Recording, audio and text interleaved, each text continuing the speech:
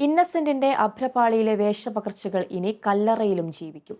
Irinjalakuda cathedral ദേവാലയത്തിലെ കല്ലറയിലാണ് അദ്ദേഹത്തിന്റെ കഥാപാത്രങ്ങളുടെ ചിത്രങ്ങൾ ഗ്രാനൈറ്റിൽ എൻഗ്രേവ് ചെയ്തിരിക്കുന്നത്.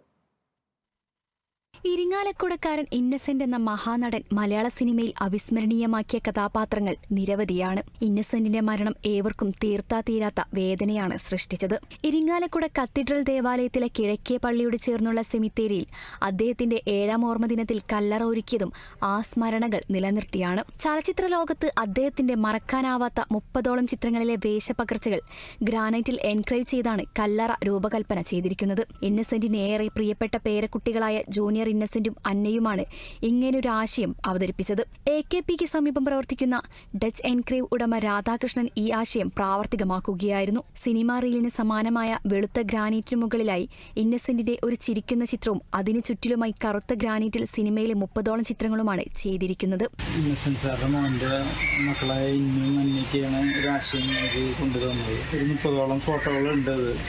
നമ്മുടെ പച്ചൻഗ്രി എന്ന സ്ഥാപനമാണ്. അത് നമുക്ക് ചെയ്യാൻ കിട്ടിയതിൽ വളരെയധികം നന്ദിയുണ്ട്. ശനിയാഴ്ച കത്തീഡ്രൽ ദേവാലയത്തിൽ പ്രത്യേക പ്രാർത്ഥനകൾക്ക് ശേഷം കല്ലറയിലും കുടുംബാംഗങ്ങളുടെ സാന്നിധ്യത്തിൽ പ്രാർത്ഥനകളും നടന്നു.